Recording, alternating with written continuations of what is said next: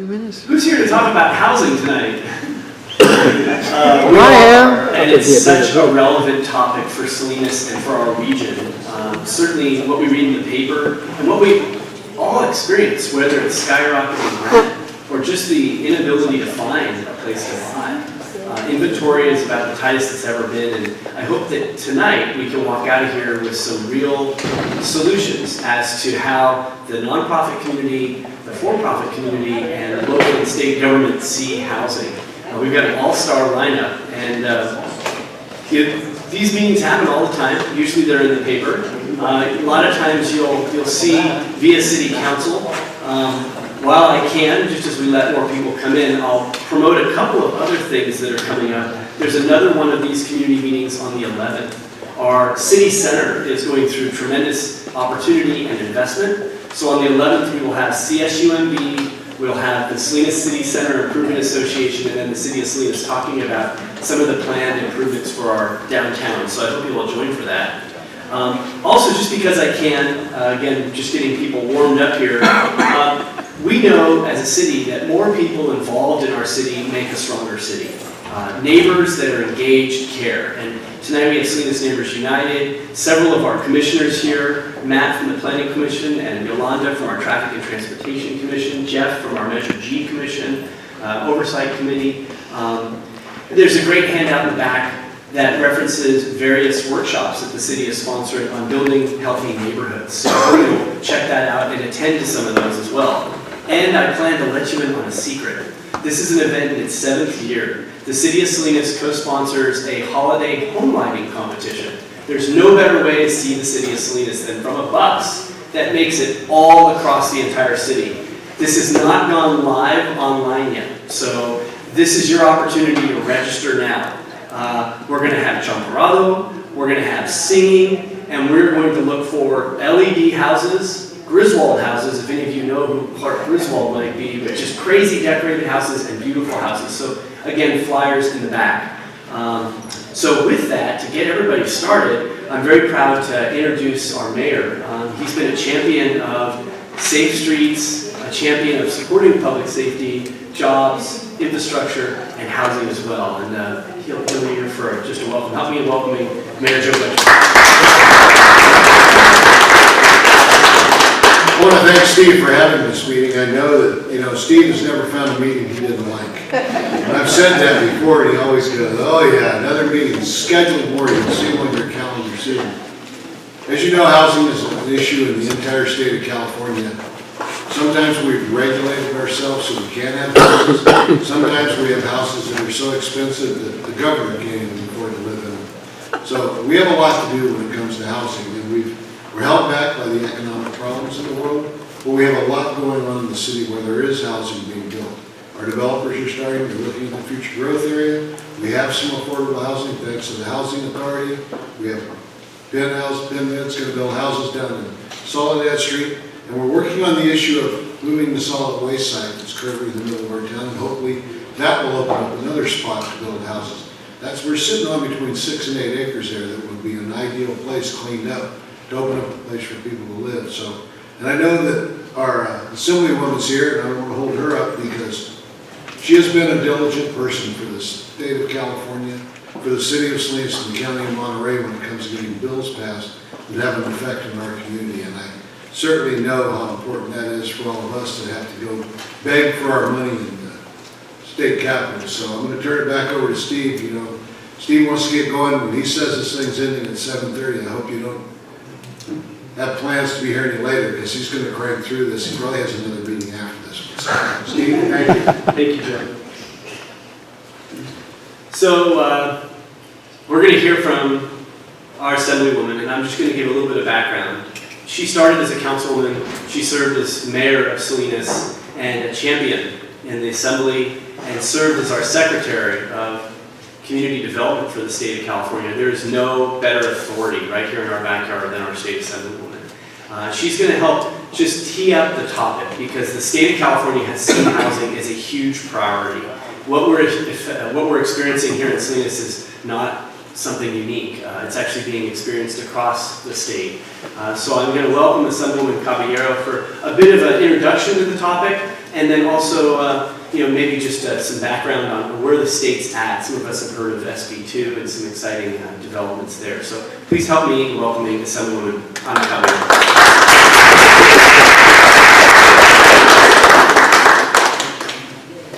Well, good evening, everyone. Good evening. Good evening. I wanted to see if you're still awake. Thank you so much. Well, thank you, Steve, and the mayor for that great introduction. Let me just say that housing has been one of the #1 issues that I've worked on over the years because it is the lifeblood, really, of healthy families. And I could probably spend the entire hour and a half talking about all the research and the studies and what they say about having secure housing, but I won't do that. What I want to do is talk to you a little bit about the state of housing in California. Why is it so important? So that you get the statewide perspective. Then I want to talk a little bit about some of the bills that we passed this year and why they're so important, because I think they're going to make, they can make a tremendous difference, but it's really the state working together with the local governments that make it happen. So homelessness, believe it or not, is declining all over the country with the exception of California. California has 21% of the nation's homeless population. That was a 2015 statistics, and in 16 it increased 1.6%. So we're going in the absolute wrong direction. California is home to 21 of the 30 most expensive rental housing markets in the country. So we have the unenviable position of having 21 out of 30. And this has a disproportionate impact on the middle class and the working poor. The rule of thumb is that families should spend no more than 30% of their income to meet their housing needs. And the reason that becomes important is because if you think about that number, that's really how mortgages were granted. They figure out how much you earn, and then they can figure out how much you could use to pay. And that becomes really critically important because the more you pay for your housing, the less you have for everything else, which is food, medical expenses, transportation expenses, education expenses, and that's really what drives our homelessness population, quite frankly, is that people are spending a disproportionate amount of their income. So if the rule of thumb is 30%, in our region, in the 30th AD, and there are a number of studies that support this, it's projected that 68% of the residents spend more than 30% of their income. So 68%. And of those, 50% of the 68%, which is about 34%, pay over 50% of their income for housing. Now, that doesn't mean that those families are living in their own places. It means that they're sharing rent with somebody. It means that there are multiple families living in a one-bedroom apartment or multiple families living in houses. And you know this because in many of our neighborhoods, you can see the number of cars that are parked in driveways, and you understand that there are many more adults living in that residence than where it was built for, and it creates a tremendous pressure on the infrastructure of the community because not only do you not get the street sweeper getting through the street like it should, but you also have increased trash, sewer, water use, and the way that the system is built is it's not built for those additional people. And as I said, that leaves little for the necessity of life. And that's why you end up with people one paycheck away from becoming homeless because they're paying an inordinate amount of their income on rent. It's estimated today that California is short 2 million housing units, which means that if you could go like this and build them, you'd have people living in those housing units. And so in order to catch up, we have a tremendous responsibility to figure out how are we going to build enough units so that we don't have this significant overcrowding. And one of the points of overcrowding that I want to make is that all of the studies indicate that the more overcrowded a neighborhood is, the more you have people coming and going that neighbors do not know, the more you have the kind of impacts on the neighborhood, crime, sexual abuse of children, because there are adults coming and going, So the social ills related to this overcrowding situation is very significant, and the city will tell you it hasn't changed over the years since I was mayor. The code violations that occur when you have overcrowding is significant. You have families living in garages where there's no ventilation system, and they're living next to heaters, gas heaters, that are very dangerous.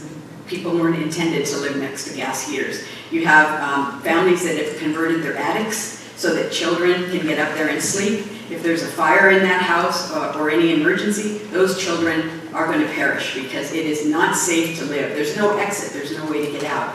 And you see people living in sheds in the backyard, you see cords attached. So this housing situation is really real, and we've got to do something about it.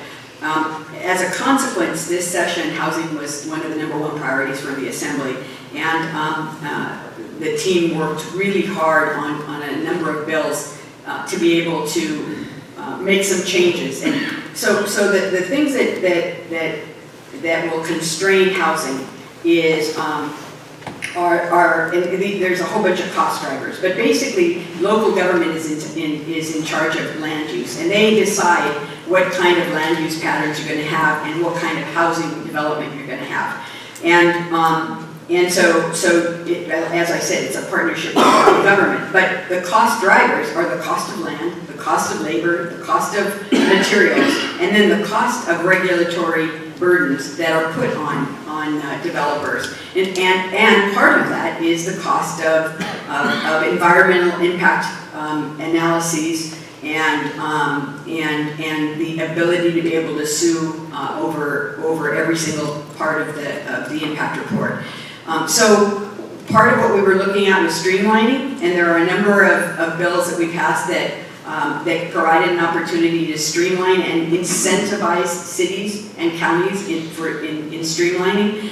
But the other part is money, and the state has consistently done bonds that provide resources to be able to encourage local government to build affordable housing. I want to focus on affordable housing because that's really and affordability is fairly broadly, it's a broad category. Kind of at its simplest, you take the median income of the county, and then you figure out off of the median income what is extremely low, very low, low, moderate, and market rate housing. And so the hardest to produce, obviously, is extremely low and very low, because those are people that are earning 20 to 40% of the median income. And it's different here in Monterey County than it is in Santa Clara County. But my point of that is that the challenge that we have is trying to meet the state comes up with a formula and says every single county and city have to build the regional allocation, and they're distributed throughout the state. And then they have to do a housing element and a general plan that meets those and says, here's how we're going to build our housing.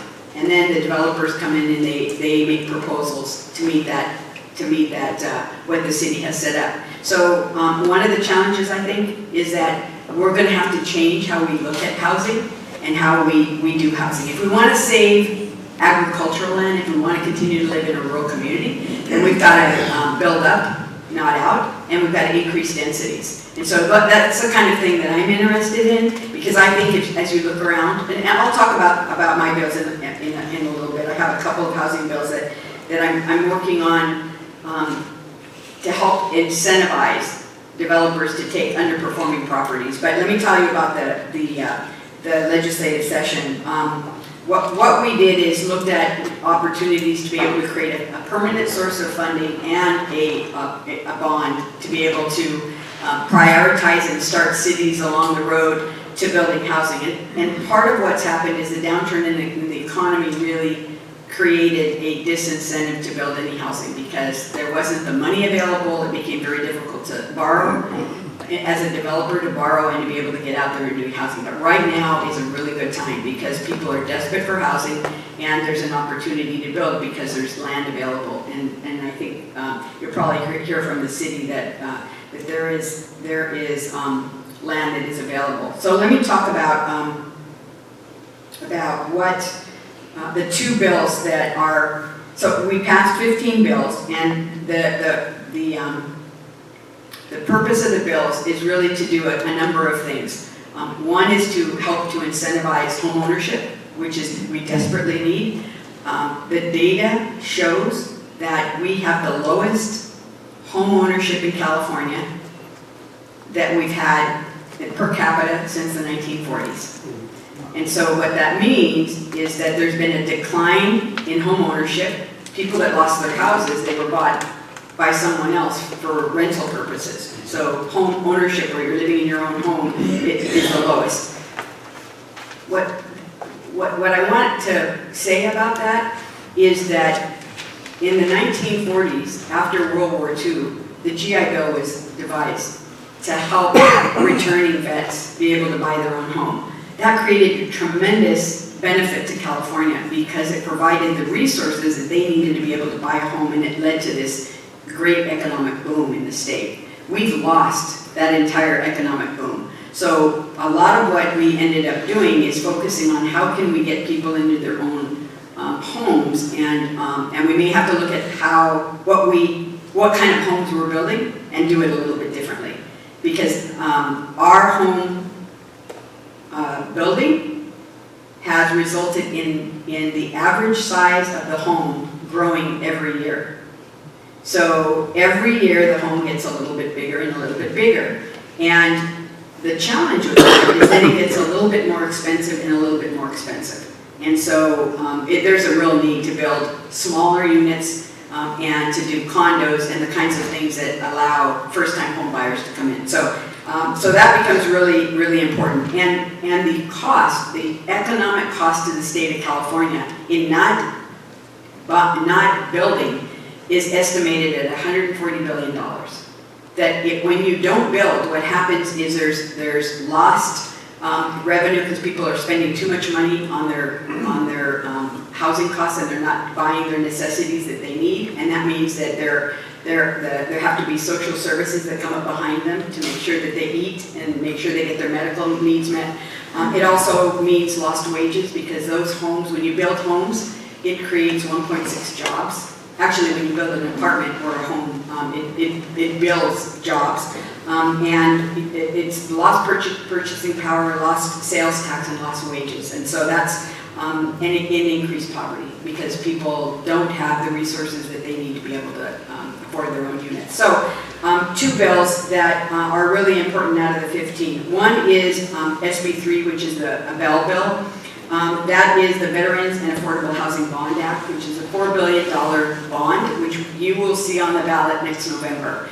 And so I want to implore you to support that bond bill because it is really targeted to meet the neediest it's targeted to meet the priorities. $1 billion goes for farm, home, and mobile home purchases for veterans. So that's $1 billion, and $3 billion goes to emergency housing, which is the homelessness, multifamily housing, farm worker housing, home ownership for very low and low income, down payment assistance for first-time home buyers. And then in terms of the infrastructure necessary to make those happen, 150 go to transit-oriented development. So that is development along transit lines so that we can get people out of their cars and taking public transportation.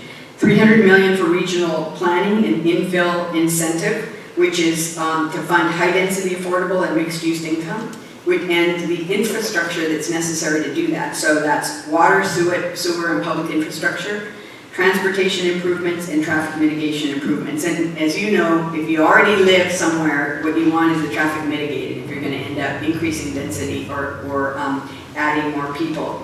$150 million for self-help housing, and $300 million for farm worker housing, $300 million for innovation funding, which matches housing trust funds. So if you have a housing trust fund locally, it matches that. And then self-help, Cal Home to include manufactured and mobile homes. the reason this bond becomes really important is that it starts to provide matching funds for things that local governments are doing. And one of the pieces is money for technical assistance and for the cities to be able to redo. Oh, actually, I'm getting the two confused. So this provides the increased densities and transit-oriented and home buyer and multifamily unit housing.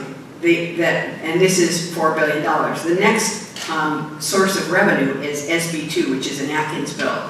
That bill is a fee on property transfers, and that is a permanent source of funding. So every year it'll generate $250 million, and the majority of the money will come to local government. The reason this money becomes really important is that there are some local governments that don't have the resources to rezone and redo, because they're small, rezone and redo their housing elements and their general plans. And this will provide resources for them to be able to do that, and for them also to do things that are a little bit more innovative.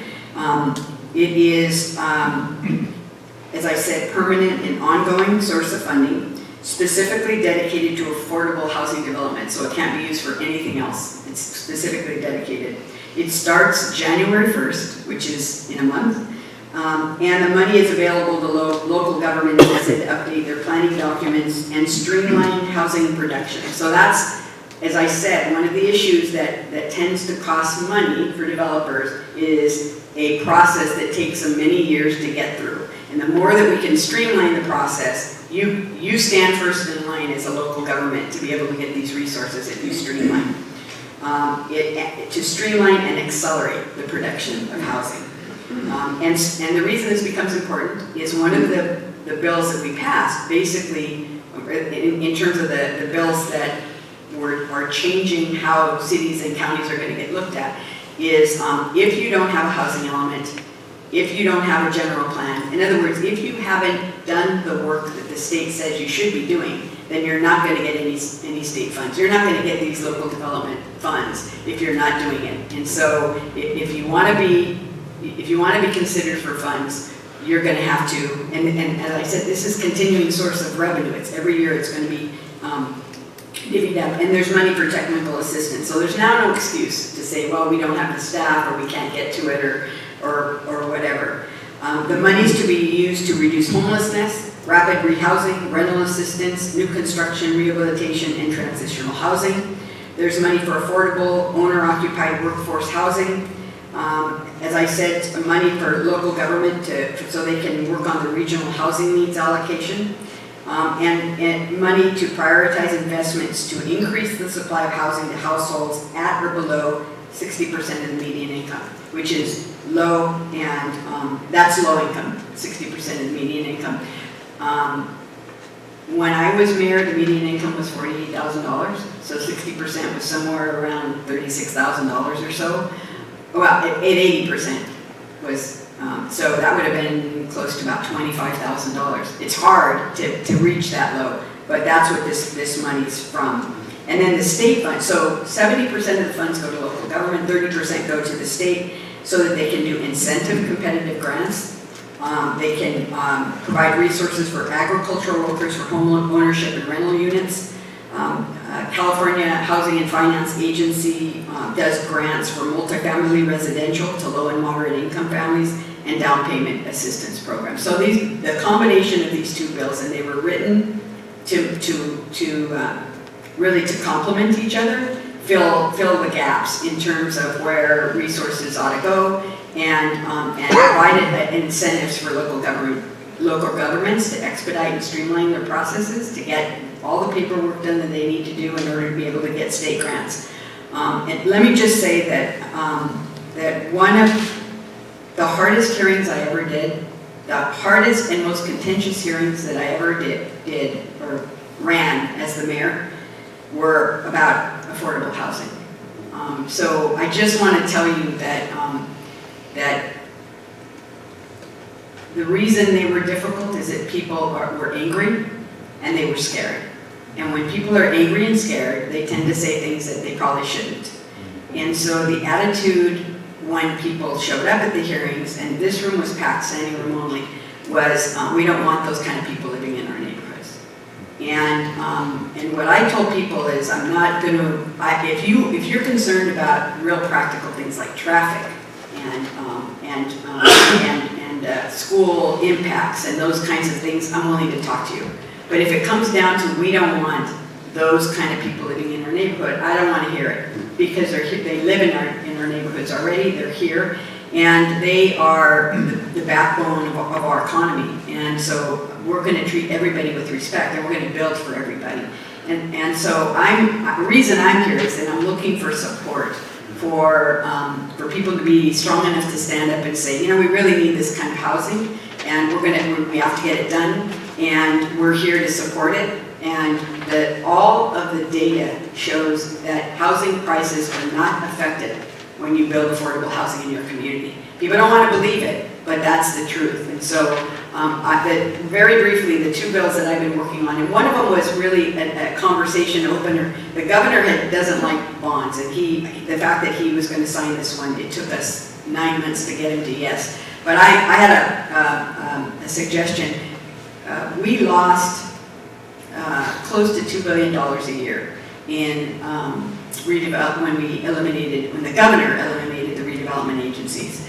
And I'll tell you that people are waiting for this governor to be gone, and there will be a redevelopment part 2 that'll come back, and we're working on it. But he's been very clear. He's not going to sign a redevelopment bill.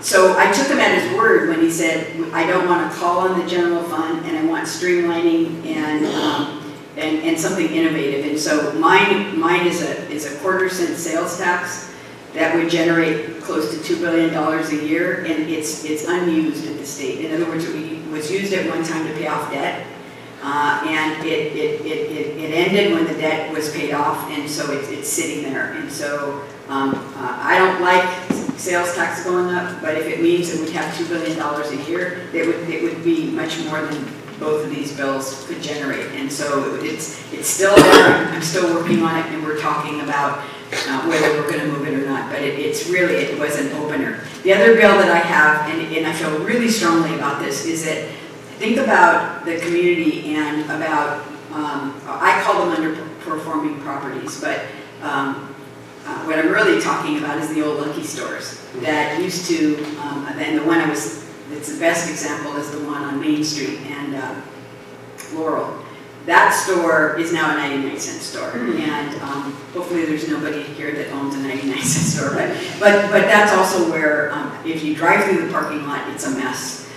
The shopping center is struggling economically because they just don't have the major tenant. And a security guard was killed in front of that store a couple of years ago. It struggles, but that is a shopping center that if you could make it a mixed-use project, you could build housing above it. And the model that I use is this the Creek Ridge Safeway that has 19 units. Those are luxury units, and you wouldn't even know they're there. You could build, you could do this exact same thing on this particular corner. The problem is CEQA, and that area has been CEQA'd to death. We have done overlays and all kinds of stuff, and yet if you tried to develop it, you could end up getting stopped because of the environmental impacts. Nobody lives within a stone's throw. It's commercial all around, and then it's the park. My bill would streamline it and say you can sue, but you can't stop the project, which is what happened on the Tanimura and Antle. You could sue, but you couldn't stop the project. And I think it's important that we get these properties that are underperforming, and we could sit here and mention the ones here in town where if you went up, those properties would provide an opportunity for people to live over retail. They get to go downstairs and get their laundry done. They can go downstairs and get a meal. They can go downstairs and go to the drugstore. There's a bus stop. Actually, it's a bus stop cut out there, so the bus can pull up and it's not even blocking traffic. And It's along a major arterial. I think there's an opportunity for us to save ag land. That's my point here, is that I think there's less of an environmental impact on our community if we redo some of these underperforming properties. What would it do? The city would now get more sales, more property tax because it's worth more. And there's not the sprawl that you see in other communities. So I'm real committed to doing that. It got stopped. It's a 2-year bill, and hopefully you'll support the concept. I think we need to do that more.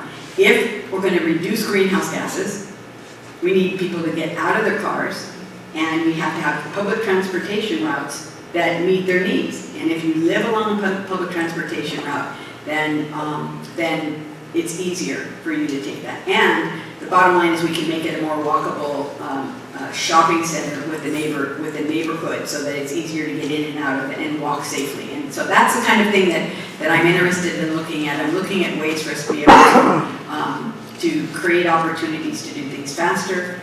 Faster means less cost to the developer. Less cost to the developer means less of a public subsidy. Less of a public subsidy means we get more done. And so that's good for everyone. So I'm going to stop there, and because like I said, I probably can talk a whole hour now. But thank you very much for coming here tonight. It's great to see you here. Thank you.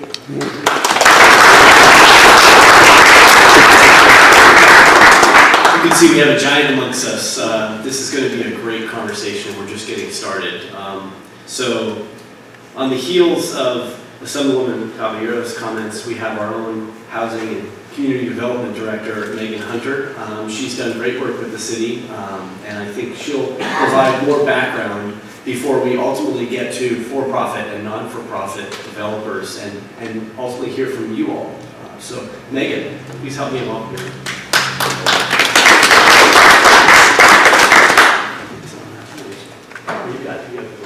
Yeah, I'm going to try to see if I can get my PowerPoint to work.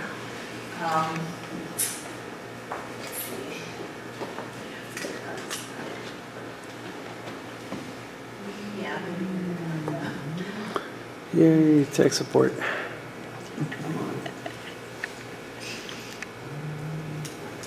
Steve's got it. Yep. There's about 4 different ways to get there. You can go up there. Steve's a smart guy. So that's the hard act to follow. So I do want to talk a little bit about what the city is doing in terms of housing. I started here about 2 years ago, and although my technical title is Community Development Director, I'm actually very glad that Councilman McShane said Community Development and Housing Director, because I do feel that this is the biggest issue facing our community, and that's actually, as we talk to residents, it's really what we're hearing people are most concerned about, and a lot of times it actually is topping public safety as the biggest concern, which is unusual. I wanted to talk a little bit and to assure you that in terms of the city, we are poised for the funding. We do have an active housing element. It was passed basically when I came in 2015. It goes through to 2023. And just so you know, some of the kind of priorities for housing element is and things that we cover: local need for housing, especially the special needs population. We identify potential constraints to housing, policies and implementation programs to achieve our local housing objectives, housing production objectives that are consistent with those RENA numbers, which I'm going to show you in the next slide what that is. We identify adequate sites for production of housing, consistency with the general plan, and we also need to highlight our accomplishments in implementing the programs. And as part of this housing element, the state does require us to annually report how we're doing on achieving these housing policies and goals. So for the city of Salinas, in terms of our regional housing needs allocation, The total housing allocated for the 2014 through 2023 is 2,229 units. And I can tell you that for various reasons, we're far shy of reaching these numbers, and we're really trying to crank up these numbers. As you can see, really, there are two kind of areas, but I do want to point out that our very low, extremely low need is nearly a quarter of that, and that is the most difficult housing to finance. But we also, I think it's really important to note that we also have a need on the other end, workforce housing, also lacking, as well as low and moderate. So in terms of the city of Salinas, I did want to highlight some housing initiatives and some things that I think we have been able to move forward. We do have an inclusionary housing ordinance that we recently updated in June of this year. Some of you were involved in that and may know about it. So we do actually, when someone is doing market rate housing, there is a requirement to provide some of that housing as affordable. So for example, although this is at an older inclusionary housing ordinance, we do have the Montebella housing area that is continuing now to build out. There are 85 units that are being constructed right now. 9 of those are inclusionary housing units. And so we actually have about 200 applications for those 9 units. So obviously there's a real interest in affordable housing. We also recently passed our subdivision ordinance. We streamlined the subdivision process and made it more consistent with the state. And then one thing that we're going to work on promoting quite a bit more is we did pass an accessory dwelling unit ordinance consistent with the state. And we want to do some outreach, particularly in the Alisal, where you do have a lot of folks who are living in very overcrowded conditions and in illegally converted garages. We want to make those safe for the population that is there. Some of our housing program priorities, which I'm going to talk a little bit about, include homelessness. We are working on a future growth area where we do anticipate quite a bit of housing opportunity, downtown housing, code enforcement, and we partnered with the Monterey Bay Economic Partnership, who has a housing trust fund to help with pre-development costs. The city put in $500,000 to the trust fund. In terms of housing studies and plans, one thing I wanted to mention is we are working on a regional assessment of fair housing. The city of Salinas is leading this effort, but we're actually working regionally on this. And it's really important because we talked a little bit about, locating affordable housing.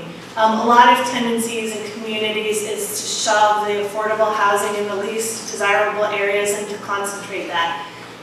We don't want to do that. It's morally wrong, but in addition, it's federally against the law. You have to really look at creating or building affordable housing in areas where it offers the people that live there opportunity. They call it ladders of opportunity to get ahead, to be near jobs, to be near housing and schools. And so we'd like to see affordable housing integrated throughout the community, and that's part of what the assessment for fair housing will do.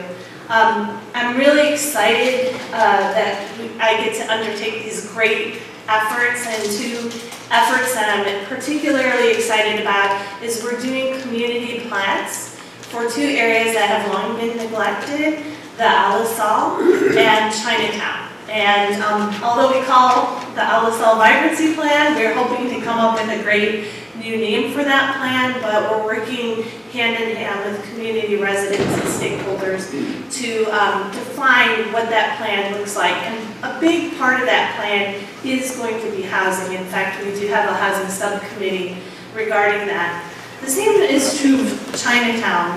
For too long, Chinatown is extraordinarily isolated and has been kind of cut off, disconnected from the community.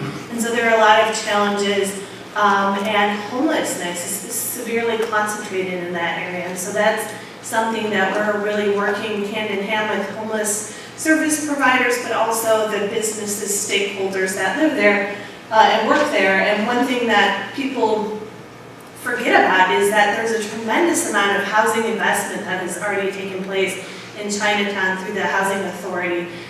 There are 191 units, 141 of them exist today, and 50 more are being built, and I'll show you something about that. The other thing that I'm really, really proud of, and we're starting to get national attention, we have New York Times is calling us, LA Times is calling us, but it's about our farm worker, regional farm worker housing study, which I'll talk a little bit more about. And that is to really identify the housing needs regionally for farm workers.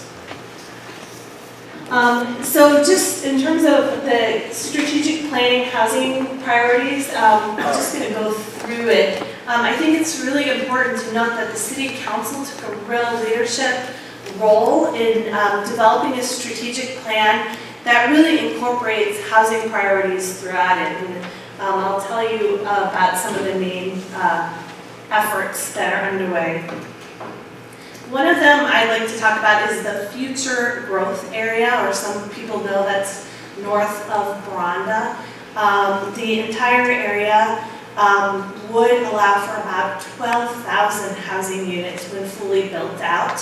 The east future growth area is not, there's not a proposal in place yet for that, but we actually are moving forward with entitling the west area specific plan. This is kind of closest to the Lowe's site, and ends about in the Tibet. And right now we would allow for somewhere. It's a little bit of a flexible model. It is an urban. New urbanist design, so it's integrated with multi-family, single family, some neighborhoods serving commercial, parks, schools, but we would be looking at roughly about 4,000 units, depending on how the mix of commercial and residential is. We anticipate the draft, and actually I should have updated this, the draft EIR will probably be out early in January, and we anticipate that will be when the public review will take place. The other area that is also going through similar process is the central area, and I don't want to steal the thunder of one of our private developers who's here, but it will be, again, slightly, this one's closer to 3,500 housing units, again, a great mixed high urban design, and we anticipate, we already put out a notice of preparation on the EIR, and we had a scoping meeting on September 27th. I want to talk a little bit about homelessness.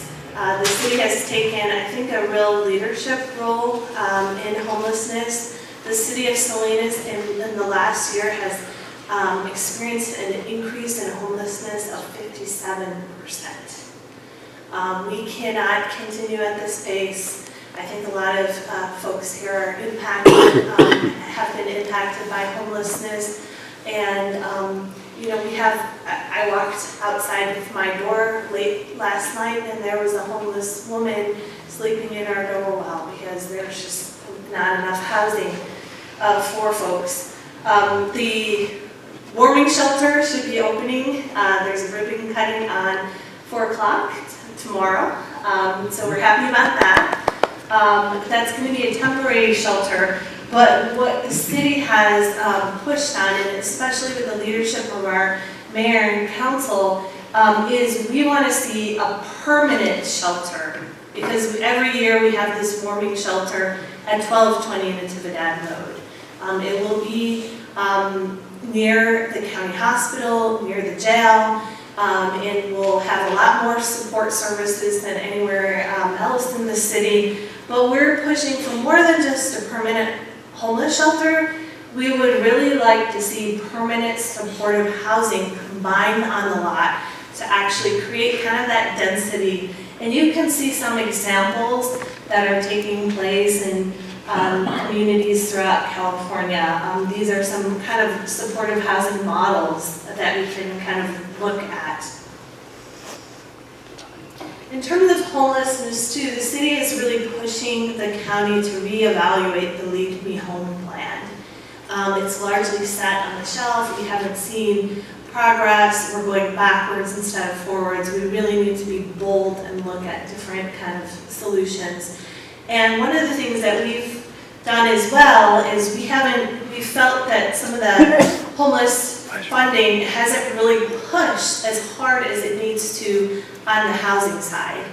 There's new thinking about housing navigation services. Some people may have heard of the housing first model, which is, focus on getting people stabilized first. Don't create barriers to housing. You have to, stop drinking, you have to do other things, but get them in housing first and then work on getting them healthy. And so we're using our funding to push a little bit more for that. I did want to say the city has two allocations for homeless funding from the federal government. These are called the Emergency Solution Grant. We have a federal allocation as a city. Because of our size, we get our own funding. But we saw that there was no interest within the county to get the state allocation, and the region was at risk of losing those funds. So the city stepped in and said, okay, we'll administer the allocation for Monterey and San Benito County. We are the only city in the entire state of California that is actually doing this because we did not want to lose that funding.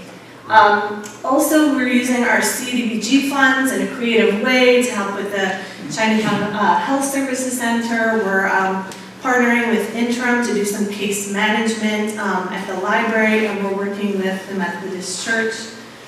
And we're doing a lot in Chinatown in terms of the service coordination there.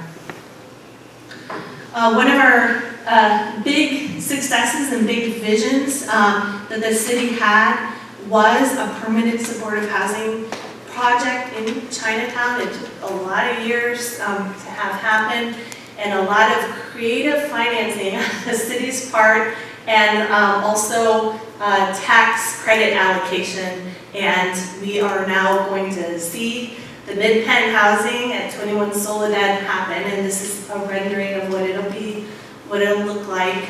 They will be breaking ground in March. We're doing some remediation work there, but tremendous effort on all parts, and thank you, Representative Caballero, for your support on this project, because I know you were also involved in that. And then we're also doing a lot of focusing through our plans that I mentioned, the Alisal, Chinatown, and downtown plans. We're really trying to focus on housing in these areas, laser focusing in these areas. Some of you may have seen the interesting modulars that are going up really fast in Chinatown. That's the third phase of haciendas. That's 50 units of family housing. That is now 190 units altogether. Another thing that we're working on, which we hope to bring early next year, is an adaptive reuse ordinance to encourage people to use underutilized space in the downtown for housing by removing some of the barriers that Representative Caballero talked about. And we have been doing housing market studies in Chinatown, Alisal, and downtown, because we're really interested in what we can do to stimulate housing development. I wanted to talk really briefly about the farm worker housing study. As I mentioned, this is a study that is not just the city of Salinas, it's actually the whole Pajaro Valley and the Salinas Valley. So we're looking all the way up into Santa Cruz and also in Salinas. Where we are in terms of this housing plan is we're working with several different partners, the 6 cities, the South Valley cities in Watsonville. We're working with Santa Cruz and Monterey County and Ambag. We have an oversight committee. The study is already underway, well underway. We've already done our survey of 400 farm workers. I can tell you that the preliminary data is not good, as many of you probably could suspect. But we really want to use this as not, a bludgeon to, criticize the agricultural companies, but as a tool to get them, to incentivize them to participate. And we're starting to see with Tanner Mural and Antol's development in Spreckles that there's interest in those companies building housing. So how can we as a, various jurisdictions support that development?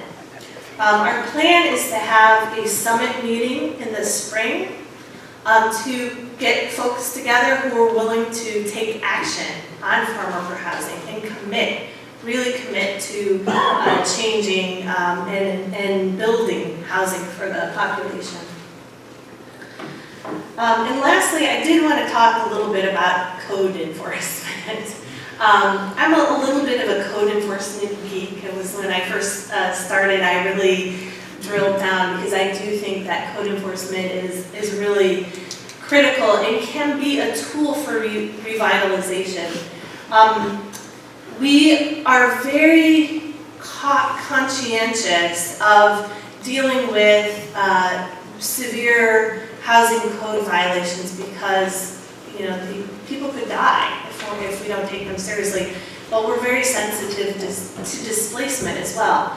So we are working a lot with service providers when we have to come in and do these kind of difficult cases.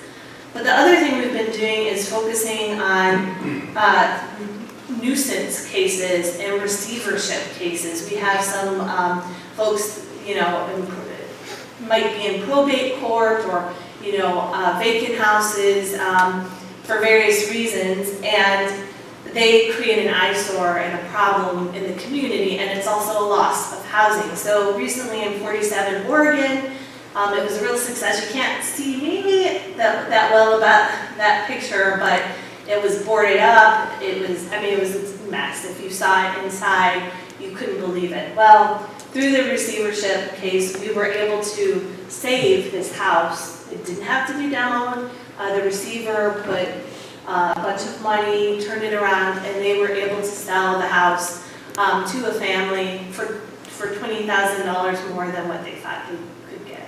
And it's a real success because it's transformed this street. And then finally, we're in the process of evaluating a potential rental inspection program. I hope that there'll be support. I'm increasingly hearing that there may be support, but we have, particularly in East Salinas, we have a lot of unscrupulous landlords who are pushing, you see renting out garages with, 20 beds in there.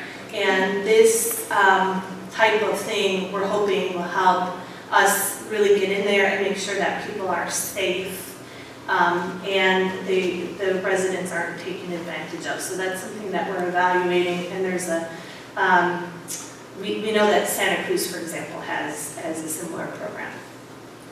So that's it. Thank you.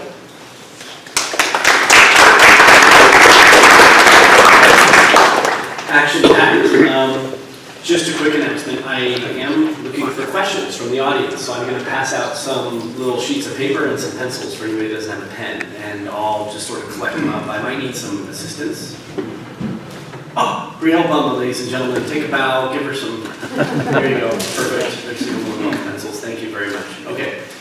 So with that, we will continue to move on for some remarks, starting with Hugh Walker. A little background on Hugh. He's done a terrific job in our city, not just when it comes to balancing the need of inclusionary and for market, but mastering and being a good player. He and Thrust Force set a great example of how the sorts of policies that we're talking about at the state level and at the local level can work. So he's going to just give you a little bit of background from a developer's perspective. And I really hope he lets loose. I challenged him on that. You know, if you get with developers, they'll get pretty grumpy with you pretty fast about how long it takes and decades worth of development work that goes into a project that may or may not make it. And the challenge, because policies set by local government or the state oftentimes aren't in that same sort of time frame. You know, things are maybe more 1 to 5 years maximum, whereas oftentimes developers need to be thinking 10 to 20 years out. So please help me in welcoming Hugh Walker with Thrust 4 Development.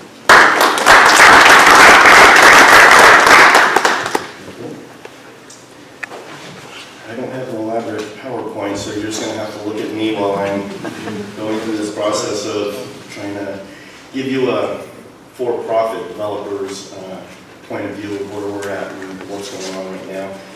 And I think the people here, obviously you're in Salinas, we're here talking about Salinas, and people are kind of wondering, you know, what's going on in Salinas, talking about not a lot going on in Salinas.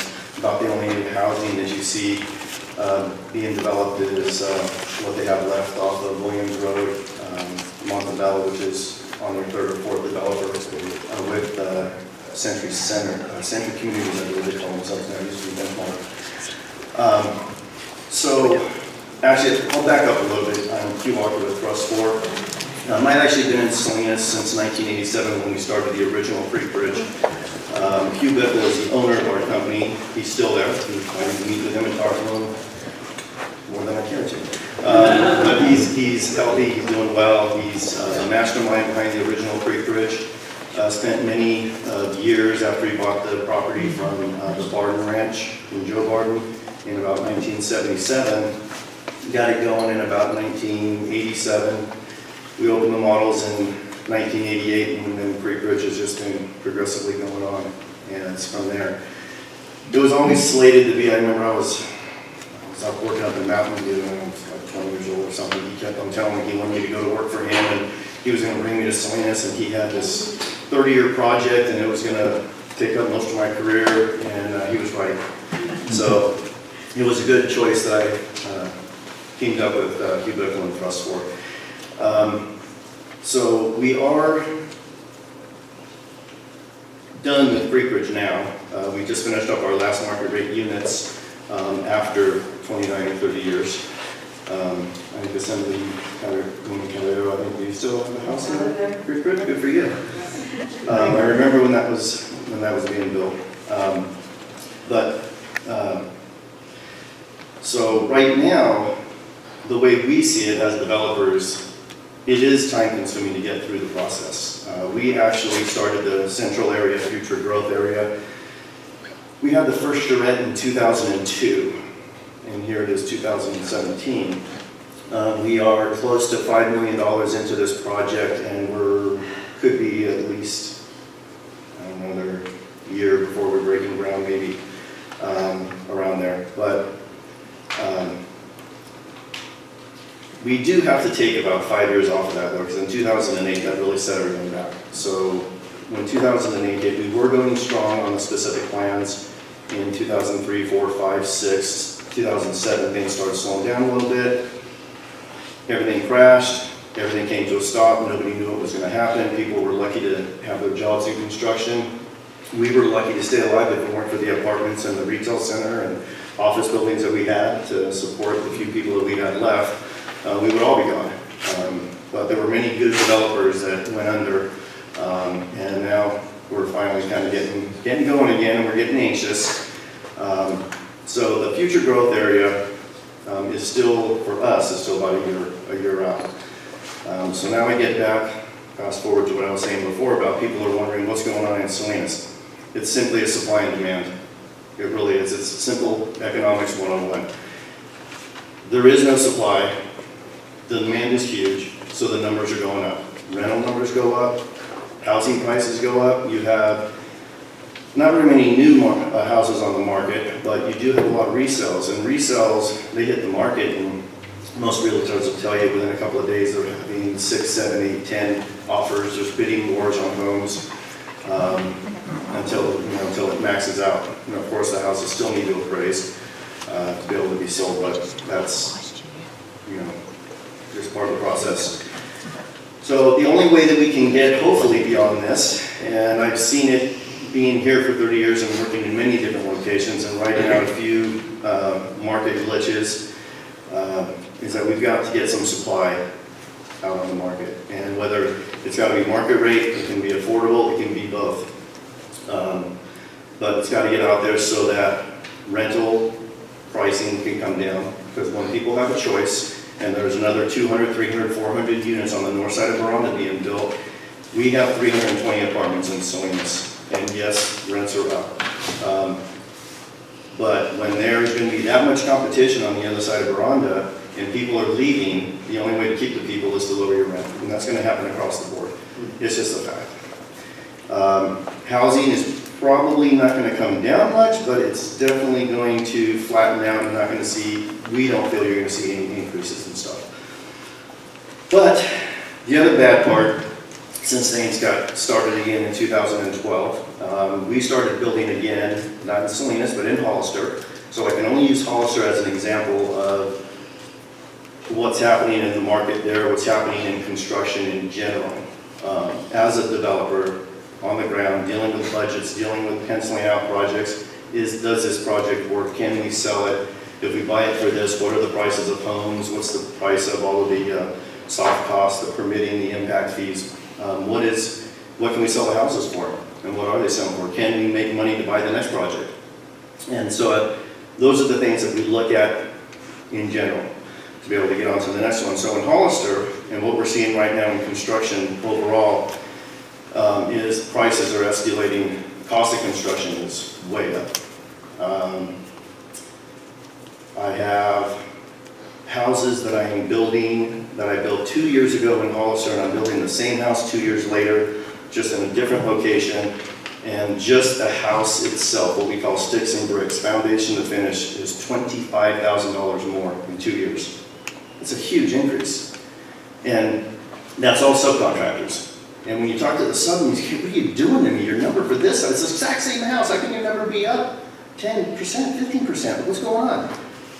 Regulatory issues, workers' comp, insurance, lack of manpower. There's a lot of manpower right now going up to the Bay Area because there's so much construction in the Bay Area, and they're paying prevailing wage. They're building these big high-rises over there, and people can go up there and make a lot more money working prevailing wage. For those that don't on the residential end, it's more of a non-union based industry when it comes to the occupation. And if you're doing commercial, industrial, things like that, it tends to be more of a union based. Or schools, it tends to be more union based and prevailing wage. So, lack of manpower, concrete's going up, gas is going up, insurance is going up, everything's going up, so prices have increased a lot. We haven't built a house in Salinas since 2003. That's how long it's been since we built a house, but I have built apartments in the retail center. And the last two apartment complexes we built, I had a 36-unit apartment complex by the Gold's Gym that we built, and then 2 years later, I built 48 units right on the corner of Constitution and Independence. Both very successful. We got them done very quickly. Got the people in and actually working through the city. It was not too bad, but it's fortunate that I know the people there and I know what buttons to push and who to talk to be able to get through the process. But even those projects, the exact same units, from 2 years later, I had where's my numbers here? I had a 15% increase on the total job. That's a lot. That's a huge number when you're talking about $7, $8, $9, $10 million. That's a big number. And from a developer standpoint, you're always going, do we do it? Do we do it? If we had to build that apartment complex and sell it, nobody would buy it because the return on your money is not there. But since we build it and we own it and we've already got established asset properties there, it made sense for us to do it. And then we can ride out the storm, pay it down, and all of those things like you do with your house and your mortgage and things like that. So those are some of the issues, big issues that developers are dealing with right now. And the hard part is with construction costs is that once they go up and they've established this new number, whether it's the foundation guy, the plumber, the carpenter, the painter, the HVAC, the electrician, all of them, it takes 35 contracts to build one house. And then you're building multiple homes. So all these people are increasing their numbers. So if you're trying to lower the price of your house and he's not lowering his number, what happens? The developer's not making any money, or he's making a lot less money. So to give you an idea, and I'll be very forthcoming with this, before the 2008 recession to now, a developer, our type of developer, smaller company that's building 50 houses right now a year in the Built Great Bridge, we're at half of our gross profit than when we were 2008 to now. Everything is so much tighter. Prices are going up from an industry standpoint, but the house prices aren't going up as much or as fast, and definitely wages aren't going up. So you still have to try to provide a product that people can buy. The houses that we're building, Cubicle and I were talking, and we said, hey, we got to hit the lower end of this market. There's too many people at the higher end over in Hollister. So let's try to put out a house in the 430, 440 range, right around there. So we did 1,375 square foot on 2,800 square foot lots, small lots, non-conforming streets, because we did smaller streets and all of this, so we had to do an HOA and whatnot. But with that, at 430,000, we are at less than, even at that, we're just barely making it. And so that's gross profit. So now you got to remember, we got to pay all of our taxes and all that stuff. And for developers, it's a big number. So it gets harder and harder to do business with the numbers increasing and increasing. And I hate to tell you, city, but you guys aren't helping either. You don't have much to that, but our impact fees, permit fees, across the board are going through the roof. It takes, in Hollister, it's $50,000 for a building permit for impact fees. And so that's your inspections, that's sewer, park, storm, fire, traffic, sewer, storm drain, water, $50,000. Back in early 2000, I think all of the permitting fees were roughly 6 to 7% of the budget. Now they're running closer to 18% to 20% of a budget. That's a big number. That's a really big number. And it's not stopping. Every July 1st, they tick up another one in whatever. So I'm sorry to be real about this. To give another very real, or I even wrote some of these numbers down because I was just like, wow, I was doing a little bit of research. The 36-unit apartment complex that I built in 2014, and then I turned around and built the same units 2 years later on the corner, Constitution and Pens that I told you. The permit fee in 2 years for the exact same building was an increase of 37% in 2 years. Crazy. So that's a lot, and that was just to one entity. So we need help from this end too, and Assemblywoman Cabrera said it's costly to do business. It is. How long it takes to get projects through is very costly. The carry on the money that you're paying, the interest, impact fees going up, and we're trying to keep things down low. The industry numbers are going up. Makes it very hard to do business. And I think that from that standpoint, I just wanted to give kind of a grassroots where things are at, in the industry and a supply and demand issue there. So, thank you. Help me thank you.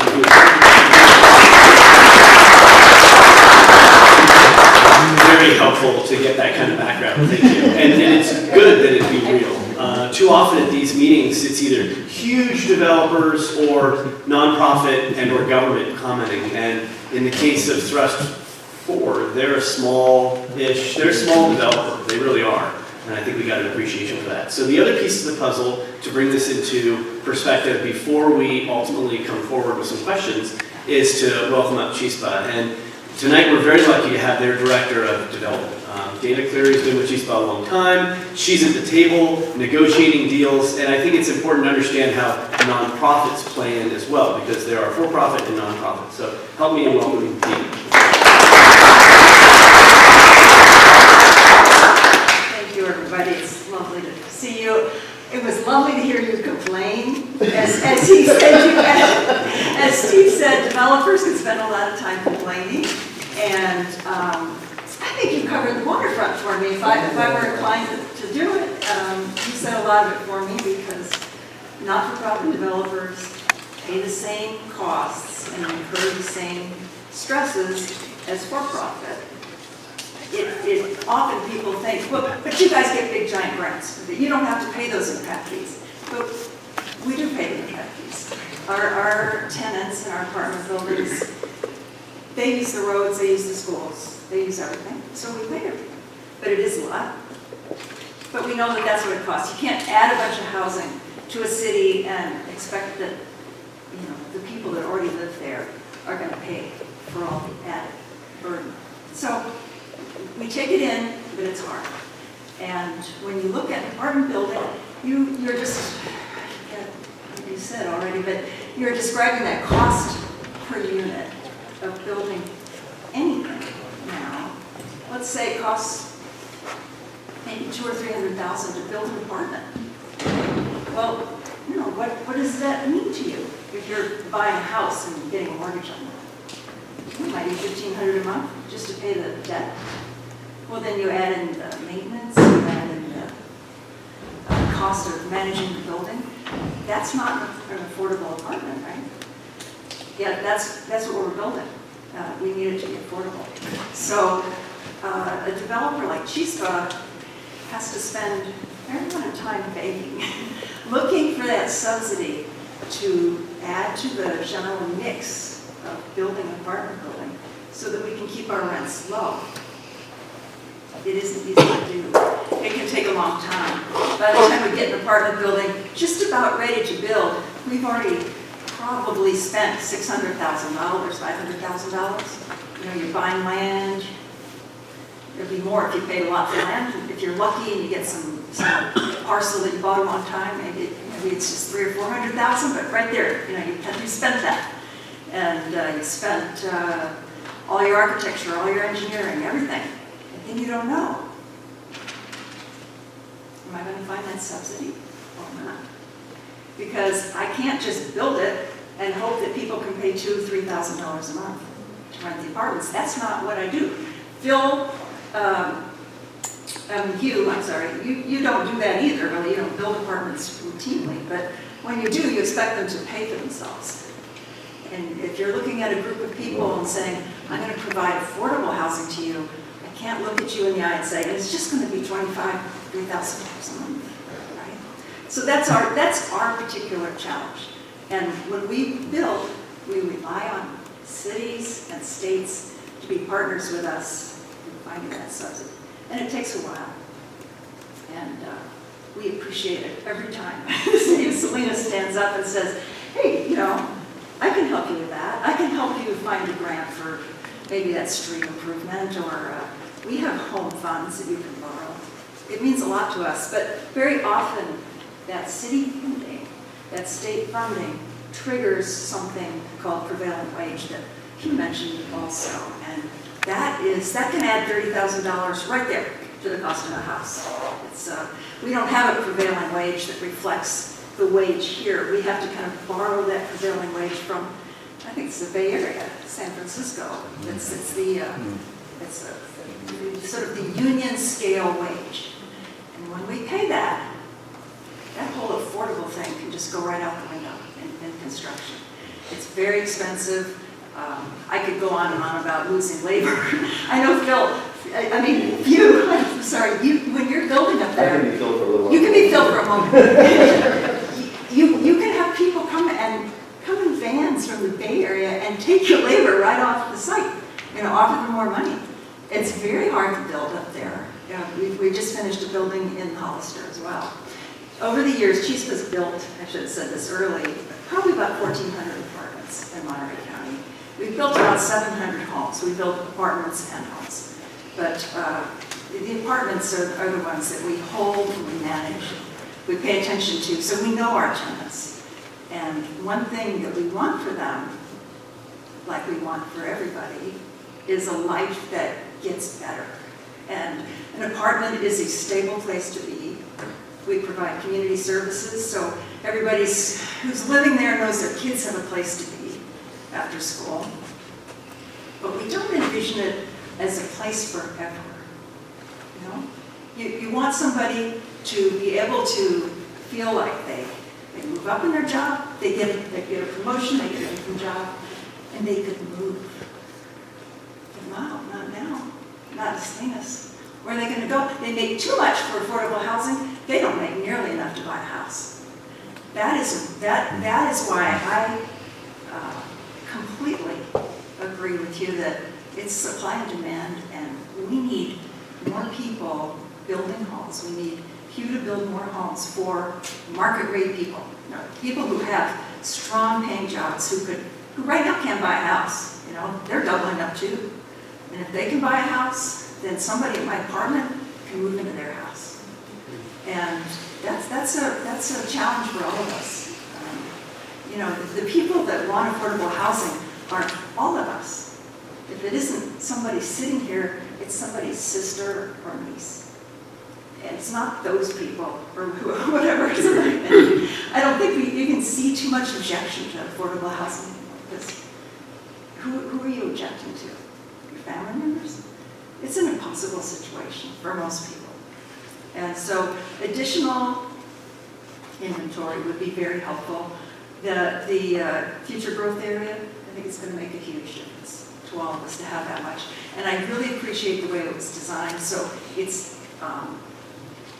isn't just giant mansions somewhere. It's a mixture of all kinds of housing. And that's a strength for the city. When it comes, it'll be an example for everybody. So I think the only thing I can say, because really you said it all, about the costs and the difficulties, you know, the tale of woe that we face as we're building. But sometimes when you're doing these affordable projects and you're looking for partners, you find one that is just an interesting inspiration to you. And I should say that I was at one of these meetings here, and Anastasia, it's one of the city staff people, she had her phone out, and I heard her talk to someone else. She wasn't talking to me. And she said, look at this. Here's this grant from this organization called the Central California Alliance for Health. They're going to put some money into that Chinatown project. And I literally got up when you were sitting, I walked up here to the dais where she was. It was like a little break. And I said, give me that phone. What is that? What is that you're talking about? And she said, this is an organization that manages Medi-Cal for this county, for Santa Cruz County, and for a county in the central, wherever Fresno is, that county. They manage all the Medi-Cal clientele. So if you're on Medi-Cal, and of course many of us, many people in Salinas and Monterey County are, you may be a hardworking, constantly working person, but you're on Medi-Cal, you know, for your health insurance. They manage that, and they therefore are watching all the costs of it. And they started thinking, how can we save costs? Who's our most expensive client? Who's our most expensive patient? Well, there are people out there that take thousands of dollars of Medi-Cal, which is the bank of you and me, right? It is. And they have high blood pressure, plus diabetes, plus mental illness, plus they're living in their car, plus they've been hospitalized 4 or 5 times because they can't quite get their brain around how to make a medical appointment and keep it because they live in their car, you know? They don't have that stable, there isn't the daughter making it happen for them if they're older. It's all of that together, and it's just an overwhelming life. And so the Central California Alliance for Health, CCAH, thought maybe, just maybe we can find a way to finance housing to get some of these people out of their car or out of some precarious couch surfing horrible situation and into a better situation where they were living in an actual house. How do we do that? maybe we'll invest in some housing. So when I grabbed Anastasia's phone, that led me to getting a grant for this building that we're about to build in Marina. So with, the building, it costs $20 million or something to build because it's prevailing wage, but there it will be, and it's 47 apartments, 20 of them are going to be for these people. And yes, you're calculating the price per unit, it's very high. It's unbelievable. $20 million for 47 minutes. But you have to do like a community building. Oh, yeah, we do the community building, we have all the stuff that comes to it, all the prevailing wage that comes with actually having Section 8. There's a lot to it. But there's an overlay. It's expensive. Yeah, it's expensive. But there we are. We're going to be able to house people, and it's going to be an interesting experiment because it will save us all money if somebody who is living a desperate life on the street and going to the hospital 4 times a year becomes stabilized. It doesn't take long to start saving money, right? So, every once in a while we have partners in a lot of these projects. Some of them are more interesting than others. I think this is going to be an interesting one, and we'll all know in a couple of years how it plays out with this saving some money. But I appreciate the city. We'll do some Q&A. Yeah, let's do it. Thank you. Let's give Dana a round of applause. Okay, so here's how I'm going to do this. I'm going to move some chairs up here, and we'll just quickly go through some of these questions that I picked up, and then we'll allow for some closing and then some visiting. I know that Ms. Hunter has to drive to Ventura tonight, so we'll try to be as quick with this as possible. So Dana and Megan, if you could help me just pull a couple of chairs up here, and we'll ask each of our speakers to kind of, and then we'll have is this fancy mic. I hope it works. Let's see, that kind of, do them over there, yeah.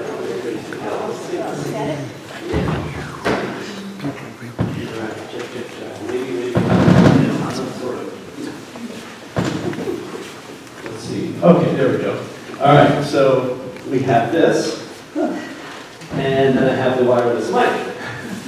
All right, so the first question that I've got is for Hugh Walker. Why are there more than 10,000 homes approved, why are there more than 10,000 approved but unbuilt housing units in Monterey County? So, yeah. Why are there more than 10? Why are there lots of housing units approved but they don't get built?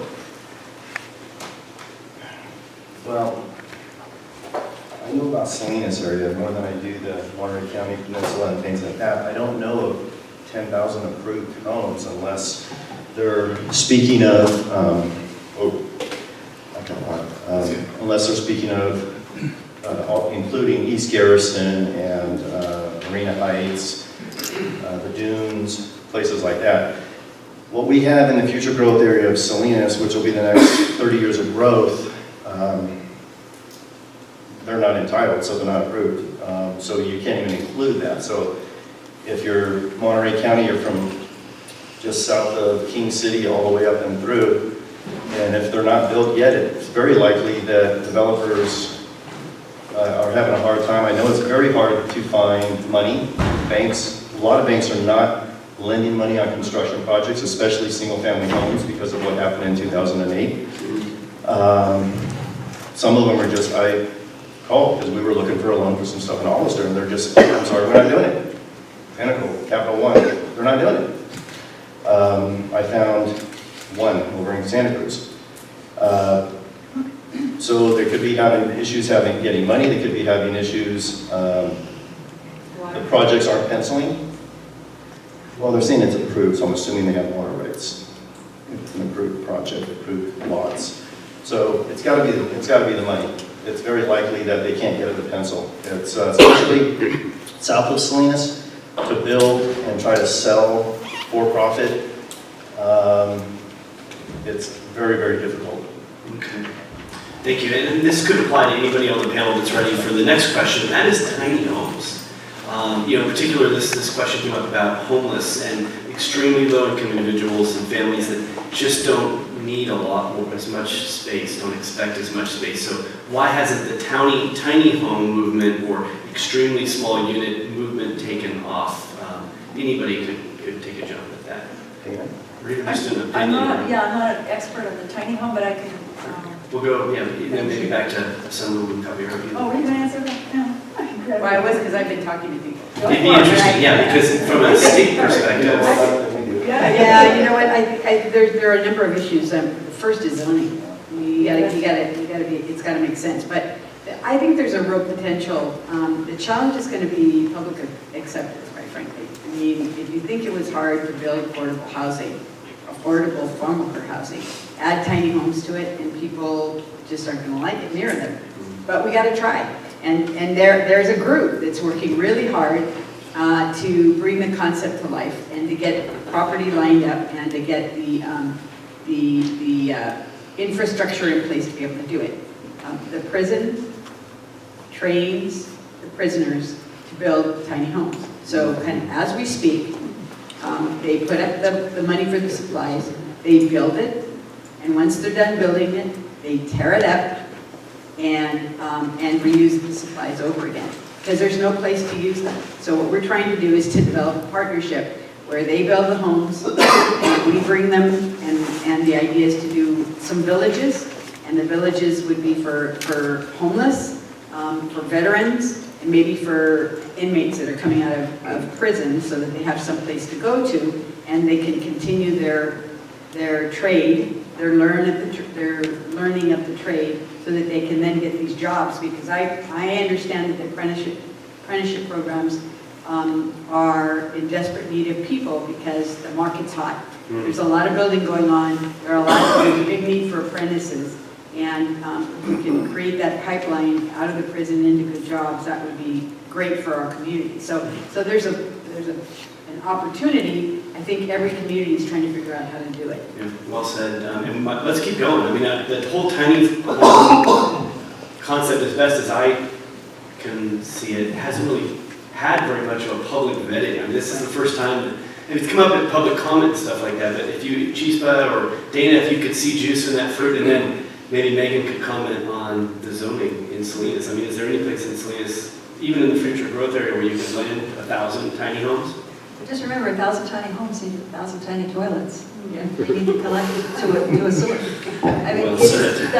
the difficulty of building is not 4 walls and a door. Okay. It's infrastructure. Water, sewer. Yeah. Yeah. Water's an issue. But if you redefine it, I mean, I'm not trying to find a way to say no to it. I'm just saying that a tent is a tiny home, right? I see. And then it's not a comfortable one. A home is a safe place. 4 walls gives you a place to lock your stuff. Locking your stuff is what I think probably for most of us is the most important thing. Okay. And allows you to do what you need to do. Megan, is there any zoning for tiny homes, or how do we get there? Yeah, so I would say a couple of things. One, I think for homeless, one thing that's key is to provide supportive services along with housing. Because absent of that, I think it's very hard for people who may have been 30 years on the street to transition from that even to a tiny home. I mean, that can be a big transition. So I think that's kind of key. And in terms of, I think there are other forms of housing too that need to be looked at. The Bay Area particularly is looking at these micro units that I think are a real possibility for us. And then, if you look at the Haciendas project, they're actually doing modular construction, and that's basically they're working, and hopefully a company will come into California to do this, but they're working with a company out of Idaho where they build everything. There's carpet, it's totally painted inside, and they move these modulars and they stack them and connect them to the foundation, and just the Haciendas project is going up. I don't know that it's a real money saver yet, but it's going up really quickly. I mean, you can save quite a bit of time. So I think that's something to look at. And we are actually looking at there is a proposal for tiny homes, and I don't think our zoning would prohibit it necessarily, but I agree with Dana that I think the challenge is the infrastructure. You're still gonna have the hookup costs, you still have to put in the foundation, so, whether or not it's a big cost savings, it could be, if you're able to partner with the prison, but I think, we are looking at our zoning and to see how we can increase density. We're working on, we will start our general plan update, hopefully. We have part of the funding to do it in 2018, so I think those are the things we can look at. Some good questions came up with regards to farm worker housing and how in some respects, we're bearing the burden of the cost of what it grows, the low cost of growing because of the farm worker resident impact, the density, the illegal housing that's taking place. So, the question here gears more towards how do we get ag and agricultural business to bear the cost? And you could go after them, but then there's some good examples. The Tamara and Antle example, I think this question ties specifically to H2A. Right across the top it says, stop growing strawberries. And that's a real concern because H2A families need a place to live. So maybe just any commentary on how do we solve the guest worker and farm worker challenge, and how do we incentivize engaging ag business? Yeah, so I could start. We are doing this regional farm worker housing study with the goal that it's not just another study, but that it results in action. And so we have reached out to nonprofit housing providers and also ag producers who sit on our oversight committee. And our hope is that those companies will willingly come to the table and be part of the solution. And I think right now the reality is they're having labor shortages, and I think they're ready to start building the housing, and that's what we'd like to see happen. I think Tamara and Antle provide a really good model, but one of the things that the study we're doing is also going to look at unique models that we can utilize. And I know, the Nunes company as well is trying to build housing, and one of the challenges is they came to the city looking for property in the city, and we just don't have the acreage to provide that right now because, as Hugh said, the future growth area is not entitled. And so we're looking at ways that we might work with the county and see how they can tie into our utilities, and that's what proposal is actually to be on the city fringe and tie into our utilities. So that's a project that I believe already was approved, I think, at the planning commission at the county level. So those are the things that we're looking at. Any other? I have a question here for Anna, if that's okay. Is there a sunset clause for SB2? And then, well, this looks like it might have been for Megan, but can affordable housing apartments be built to 10 stories instead of just 4? Like, why don't we have skyscrapers in Salinas? So I don't know who wants to, maybe the SB2 question really quick. Is there a The sunset? SB2 question is no. No. And the reason you can't have it is because our zoning ordinance doesn't allow it. But let me just add to the farm housing issue, because I think it's important to understand that the challenge that we have in this county is that for the most part, the affordable housing gets built in the Salinas Valley. So let's be honest about it, is that in many ways, the Salinas Valley houses the hospitality industry as well. And the challenge is we need to start building affordable housing everywhere. And that includes the county. The county has to start building affordable housing in county unincorporated areas, not on the outskirts of Salinas. And so, thank you. But a number of years ago, we developed a policy called city-centered growth. And what we did is we told the county, look, we'll take your housing numbers, those RENA numbers that you saw there, we'll take them and we'll build them, because we'll build them integrated into our city, and we'll build them to city standards. The reason Alisal has got problems is because it was built to county unincorporated standards. And so the curbs, gutters, sidewalks, streetlights, all of that, it doesn't match the cities because it was not built to city standards. And so Veranda is right outside our city limits, and it should be built to city standards if they're gonna hook into our infrastructure. But when you move into Veranda, you think you're part of the city. You're not. You're county unincorporated. And so part of what we need to do is engage the other cities that are not building their affordable housing responsibilities. They need to pony up, and they need to get denser as well. They need to build up, and they need to be part of the solution. Yeah, well said, well said. Question here about how come there is no building in South Salinas or on the peninsula? Some would say these are more desirable parts of the county where maybe a premium. Let me answer that one. Yeah. Because I think there are some real opportunities. This South Salinas is constrained because it's the best ag land. Mm-hmm. And so frankly, I don't want to see us move an acre outside of the existing city limits. But there's some real opportunities along transit lines to build up and to add a second and a third story. And I'm thinking South Main Street. If you think about it, that's a great transportation corridor. It's also it's close to the college, so you get young people to be able to live there. The millennials want to live in an environment where they can walk and not have to have a car.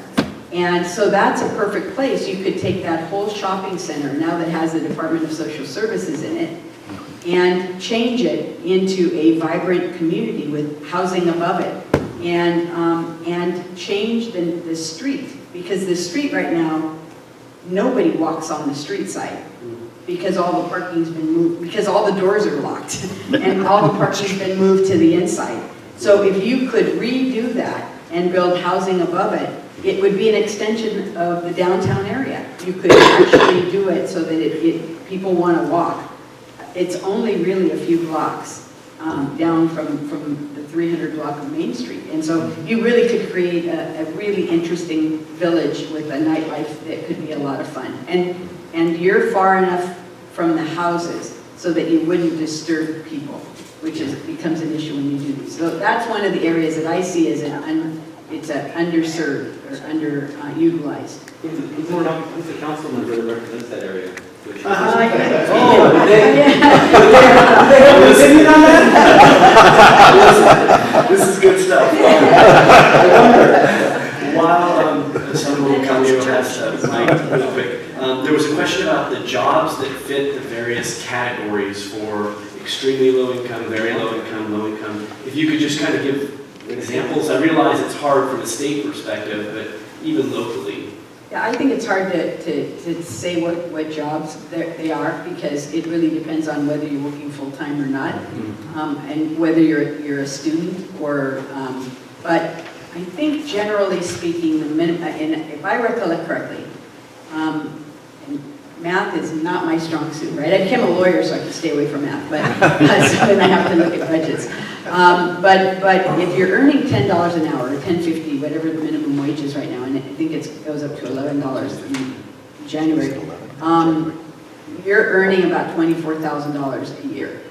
So that is in the very low category, if I recollect correctly, for our community.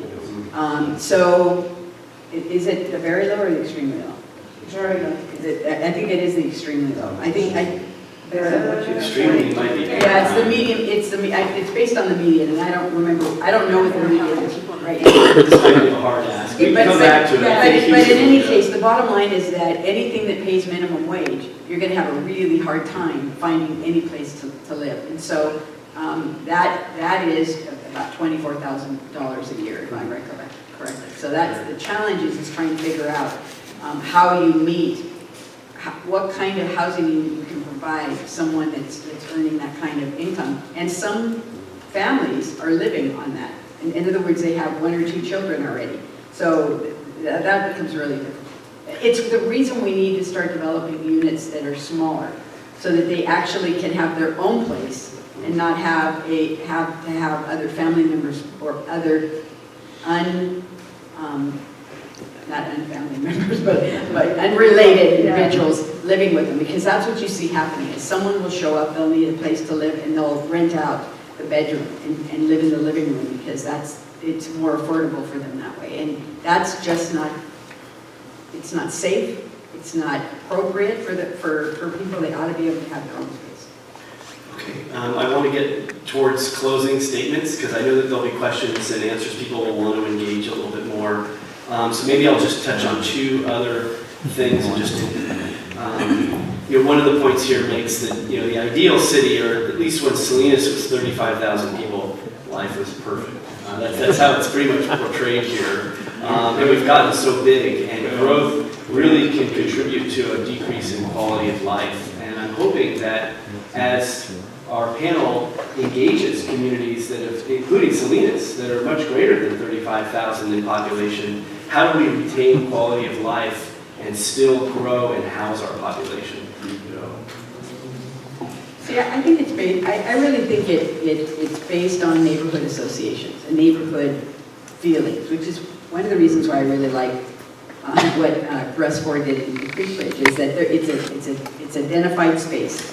And part of what they tried to do is create walking paths through the area and people, cul-de-sacs, so people look onto each other's front yards. And if you drive, you don't see a long road with a brick wall, because nobody wants to walk down a road where there's just a brick wall and maybe a couple of trees. It's not friendly. And so that's part of the challenge, is that you do, how you design your projects becomes really important. Creating the space so that people recreate, they walk, they see each other. That's really what it's about. And I got to take exception with the idea of, well, when it was 35,000 people, it was all hunky-dory, because I grew up in those kind of, that time. And there were all kinds of things that weren't all that good about it. But the bottom line is that what we want to do is, we live in rural California for a reason, because there's a feeling and a caring about people that is really special. Despite all our challenges, people still say hello to each other. They still, unless you have those earbuds, but there's this feeling, about living in the community. So that's what we have to maintain. And what's really important about it is people that have the ability to buy a house then become committed to the neighborhood in a way that's totally different than if they're renting or coming through. And the one thing that all the studies say is that the anxiety of being one step away from homelessness increases the health risks of the people. Yeah. So if you live in a zip code with mostly poor people, then your anxiety level is really high, which is why you need to have mixed neighborhoods. It's why we all need to be able to accept different people living in our neighborhood. So it's complicated. It's not that easy. It's about the built environment. It's about people being able to own something. It's about people being able to afford to live in those neighborhoods without there being, 10 families all stacked up on top of each other. And so the challenge for us is to figure out how do we create the built environment so that people enjoy living there, and that there's opportunities for them to walk and recreate and visit with each other. Well said. Why don't we, please, let's pass the mic, and Just to add, chime in. This could be kind of closing as well. this is kind of backing up a little Go bit. ahead, I thought, please. I'm not going to muddy the waters, but I'll just go ahead. No, buddy. This is a really muddy, and it's just for clarification, and correct me if I'm wrong, because you have done this more than I, but as far as growing north goes, and I remember being in the meetings back in, when we were getting annexed, the process is, there's a LAFCO, which is a local agency formation from Monterey County, which governs over the cities, has a say in which way, in direction the cities are going to grow. Is that correct? Well, yes, except for the city identified which land was the most valuable.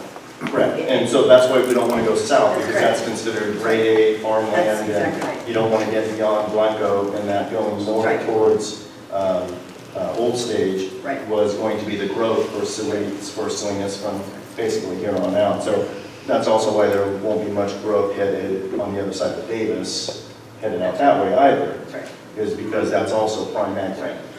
So the area up north of Veranda was considered not such good ag land, Not it. the less valuable of land for growth. One more thing I wanted to talk about in adding cost to, so I can write a little bit more, is in the last 4 years, there is a stormwater management plan that has come down that every city has, and it's mandated by the State Water Resources Control Board out of San Luis Obispo. It's a federal requirement. Federal requirement. And so it's a permit that they have to get on a yearly basis, I believe, and it really has become very, before and when we were building in 2008, and when it wasn't even a thing, now, in 2012 on, and just most recently, and it's getting more and more restrictive, this has added quite a bit of costs to development, because a project of any good size, you have to retain all of your water runoff. Post-construction water runoff has to be maintained on site. So what we end up doing is, it has to be cleaned and maintained. So what we end up doing is creating these biofiltration basins. Everything runs off the roofs, everything that comes out of the street flows into these biofiltration basins as it gets cleaned, and then it goes down into storage. If any of you know of the 48 units that I'm talking about across from the gas station on the corner of Constitution and Independence, if you were actually looked inside the gate and walked around through there, through the driving aisles, I have 600 linear feet of 72-inch. I could stand in that thing, so I'm not 6 foot tall. 600 linear feet of 72-inch pipe just to store water. Just for storing water. And then it gets cleaned. As it gets cleaned, it goes into there, it stores, and then it gets metered out and go. It's mandated. We have to do that. Well, that pipe alone it's reinforced concrete pipe. It was like $180,000 for that. That's a big number for something that's just holding water on site, and then it gets metered out.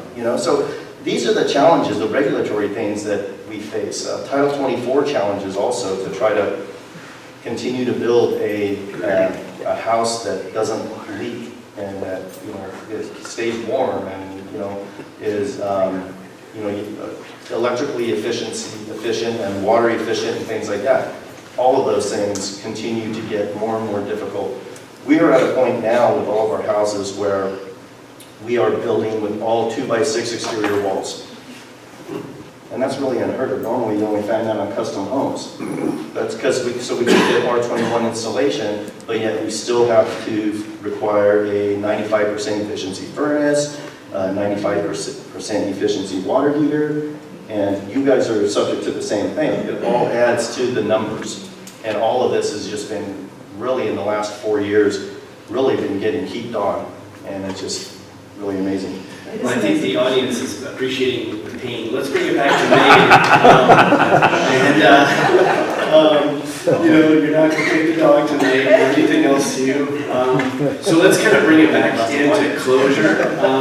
Again, the topic is housing. How do we solve this? To the best of my knowledge, we've got an expert panel here of nonprofit, for-profit, and the city and the state representatives. This is awesome. So bring it back home. Leave us with some encouragement.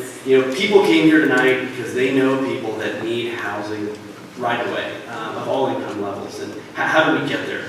So I'm actually, I don't know. Yeah, it's working. I just have we turned up. Okay. Try it. Let's see. Go for it. Hello? Love the mic. Oh. Good. I could probably talk loud enough. Here, try that. Okay.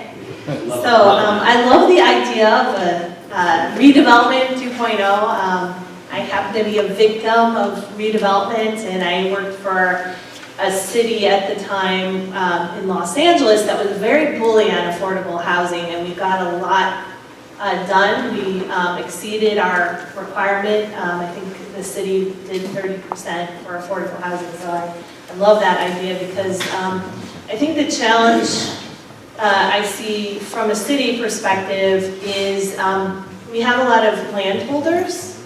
Kind of talking about South Main, I think some folks are sitting on that land thinking that it's going to achieve some really high value. And I think that's one of the challenges that we have with redevelopment. And if there's a way of incentivizing those landholders to get off the fence and start thinking about redevelopment, I think that's really great. And I love the idea about the underutilized land. I think that's a key moving forward, and certainly why the city is investing in kind of focusing on the downtown, LSL, and Chinatown. I completely agree. I think neighborhoods are the key to creating quality of life. And, you know, I think any person, you know, who lives in higher density urban areas, it is possible. There are many examples of communities that have a mix of incomes, that have high quality of life, that are denser. So I don't think the population growth is a problem. I think we just never manage that growth in the right way. And we also failed to invest in the communities that we should have been investing in, including when the LSL was annexed into the city. We never, you know, and part of it is funding, right? I mean, I think the cities, although we'd love to, you know, invest quite a bit of money into that, I think the cities are also struggling with their own challenges. Municipal finance is very difficult right now, and not just in Salinas, but there are challenges with the CalPERS that also create a burden on the city finance system. So I think there's a lot of challenges, but I think the, you know, working together, having neighborhoods define and help develop plans, and I do look forward to changing the general plan, and I hope that you're all involved in that, because I think we can do some of these great things to help streamline and improve housing. And I talk to Hugh and Dana all the time, and I'm really interested too in regulatory reform and what we can do in our own city to simplify the process for housing development. So. Thank you. Thank you. Yeah, Dana? I think simplifying the process is something we all hope for. We all have to see the developers and the city and the state really do have to be partners in development. They have to see, we all have to acknowledge that we have the same.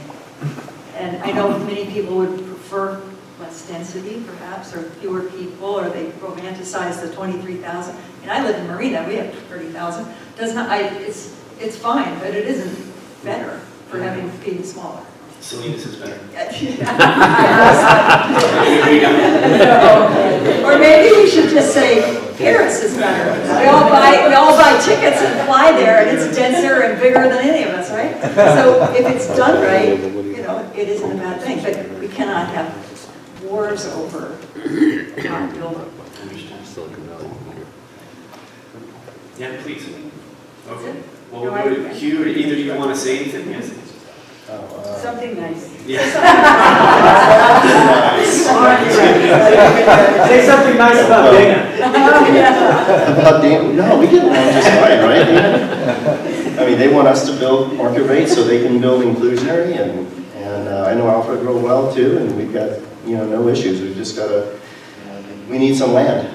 You know, we need some land to be able to get it to go, and we need some regulatory pressures to ease up a little bit and see what we can do about, you know, future growth area, trying to provide houses that are affordable. So it's tough. It's a tough situation, but I think we're looking forward to it. We've been sticking in. We're still there. We're just waiting, pushing through the process. So I'll just say, today I heard from former Congressman Sam Farr. This is an area of passion for him. He talked about the power of local government. And anybody that's visited with Sam Farr in the last 4 or 5 years, it's like he fell back in love with the Monterey County Board of Supervisors. He's come to the conclusion that local government has so much opportunity. And as a council member and a member of our city council here in Salinas, I can just speak with passion that we are committed to housing. This is the greatest issue facing us, and that includes homelessness, it includes land use. Truly, we can lead. the region. We should. We bear the burden of the housing, so we need to invest in the best policies, the best planning, and really the best team members, because it is a team. We have a lot of levers at our control. You heard again and again tonight that zoning is one of the biggest challenges.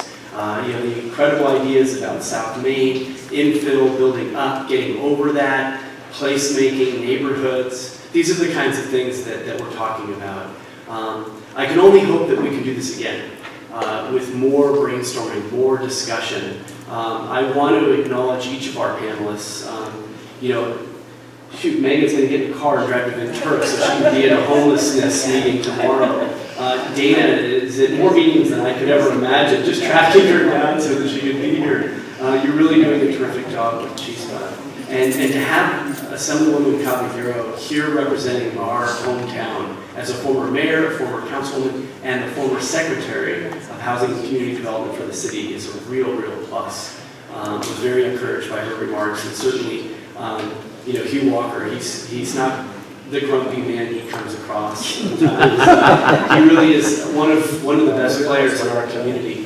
A few other things. I also want to just acknowledge Eileen Reyna. She is here from Assemblywoman Caballero's office. She's been great to work with on this. We also have some other VIPs, but I'm going to point out Supervisor Rivas from San Benito County is here. Yeah. And I really want to acknowledge him. He's been a great partner in regional issues. He and I work together on air quality issues and housing and the Association of Monterey Bay Area Governments. And I think Michael is still here, Delapia from Landwatch. There he is. Landwatch has played a very important role over the years in steering our region and our valley in the right direction. So I point these folks out so that as we break, you'll have the chance to maybe visit with some of these folks. There's a lot of developers in the audience, property managers in the audience. But to thank our panelists, we can pass those down for their time tonight. We have just a little token of appreciation to say thank you. Jacob Plant of Ventura. I'm sorry if we couldn't get to all the questions, get them answered. Outside, Assemblywoman Caballero has a table full of informational brochures, and I have a bunch of stuff from the city, whether it's the teen scene or the guide to code enforcement policies. I also have this brochure that has helpful city information, numbers to call in the back and business cards. So we're entering a little bit early. We ran a little bit late. That's just how it goes. So thanks again for coming, and hope to see you at another one of these meetings. Thank you.